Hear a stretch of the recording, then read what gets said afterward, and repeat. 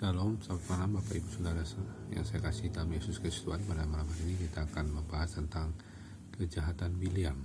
Sebelum itu kita satu dalam doa. Bapa di surga, terima kasih Tuhan, Kau sungguh baik kami, Kau menyertai kami sepanjang hari ini, Kau juga melindungi kami dari serangan-serangan ikan tadi ya Tuhan, yang menusuk dari duri. Terima kasih Tuhan, Kau sungguh baik. Terima kasih Tuhan, penyertaan-Mu sempurna.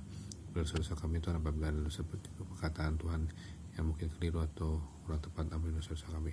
Kami bersyukur Tuhan, Kau terus menyelamatkan kami dari serangan roh jahat, roh kematian, roh dunia, roh mati, roh sadar, siap tenung, tempat gudang-gudang, roh mantan, dengan rumah Tuhan, mereka juga masuk kapan kita apapun, termasuk COVID-19, pada apapun yang pandangan kuasa yang karena baris Tuhan. Pimpin kami dengan kuasa-Mu pada perjalanan firman-Mu pada malam hari ini, berarti Tuhan berdoa sesuai nama-Mu, dalam Tuhan Yesus kami berdoa sekali, amin. Kita akan belajar tentang Bileam ya, kejahatan Bileam. Agar kita berhasil melewati padang gurun dan masuk ke tanah perjanjian dan sampai ke Sion, kita harus mengalahkan jerat-jerat Bileam. Bileam mempunyai suatu banyak ya yang kurang bagus ya. Nanti ada ciri-cirinya, ada 5 hal yang kehidupan Bileam yang dicirikan dalam hal-hal yang kurang bagus. Bileam membuat banyak orang Israel tidak berhasil masuk ke dalam tanah perjanjian. Kehidupan Bileam dicatat di dalam Bilangan 22-25. Ia adalah seorang nabi Allah yang murtad dan mulai menjalankan praktik perdukunan. Bileam bukan seorang nabi biasa, karena Allah menampakkan diri kepadanya. Namun ada kecintaan lain di hatinya, kecintaan akan uang dan kedudukan yang membuatnya murtad. Ia aneh karena kehidupannya yang dua hati. Pastilah pada awal hidupnya ia memiliki suatu pengabdian kepada Allah, karena ia mempunyai karunia-karunia yang luar biasa dari Allah, dan Allah sendiri menampakkan diri kepadanya. Allah pasti tidak akan menampakkan diri kepada seorang medium pengantara roh-roh. Ada suatu campuran rohani dalam kehidupan Bileam. Kadang-kadang ia bekerja di bawah urapan yang sejati, tapi di lain kesempatan ia bekerja di bawah pengaruh roh pendukunan. Kehidupan Bileam dapat dicirikan dengan 5 hal utama. Pertama, ketamakan. Kedua, penyembahan berhala. Yang ketiga, membuat orang-orang lain melakukan perjabulan. Yang keempat, ilmu sihir. Yang kelima, atau campuran antara urapan sejati dan urapan palsu. Jadi inilah yang akan kita bahas. Kehidupan Bileam dapat dicirikan dengan 5 hal utama.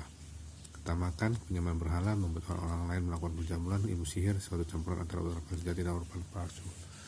Tapi ini memang saya bikin berseri, kita akan pelan-pelan ya untuk membahasnya. Jadi yang pertama adalah Petrus menggunakan Bileam sebagai sebuah contoh ketamakan. Di dalam 2 Petrus 2 ayat 14-15, mata mereka penuh nafsu zina, dan mereka tidak pernah jemu berbuat dosa. Mereka memikat orang-orang yang lemah. Hati mereka telah terlatih dalam keserakahan. Mereka adalah orang-orang yang terkutuk. Oleh karena mereka telah meninggalkan jalan yang benar, maka tersesatlah mereka lalu mengikuti jalan Bileam anak Beor, yang suka menerima upah untuk perbuatan-perbuatan yang jahat. Yudas 1 ayat 11 berkata, celakalah mereka, karena mereka mengikuti jalan yang ditempuh Kain, dan karena mereka oleh sebab upah menceburkan diri ke dalam kesesatan Bileam, dan mereka binasa karena kedurhakaan seperti Korah. Ya, inilah ketamakan dari Bileam. Ya, untuk selanjutnya nanti kita akan bahas. Yang kedua, penyembahan berhala, membuat orang-orang lain melakukan perjamulan. Yang ketiga, yang keempat, ilmu sihir. Yang keempat, suatu campuran antara urapan sejati dan urapan palsu. Amin, haleluya. Maksudnya satu dalam doa. Bapak juga terima kasih Tuhan. Biarlah kami Tuhan tidak menjadi tamak, hidup dalam kekudusan, tidak cinta lagi kepada duniawi dan upah menerima suap. Terima kasih Tuhan. Kami mohon Tuhan dalam Tuhan Yesus Kristus, pimpin aku sama istriku Jemari Korea, Mas Victor, Immanuel Padang, dan Oma dalam tidur nyenyak, berikan tidur nyenyak, bangun besok pagi jam 4 atau jam 5 pagi untuk melakukan satu dengan tubuh disegarkan. Kami mohon Allah Roh Kudus menguasai alam sadar bawah sadar kami. Kami tolak segala kematian, roh kematian mendadak, roh sesak napas, roh dalaman, kuasa serangan jantung, ikat patah rangsukan, kuasa dengan marah Tuhan. Kami mohon di dalam nama Bapa dan Roh Kudus dalam Tuhan Yesus Kristus, segala pujian masuk surga bagi-Mu. Dalam nama Tuhan Yesus kami mau disucikan dengan kuasa darah marah Tuhan. Dalam Tuhan Yesus kami berdoa, amin. Terima kasih, sampai jumpa besok malam. Tuhan Yesus berkati, shalom.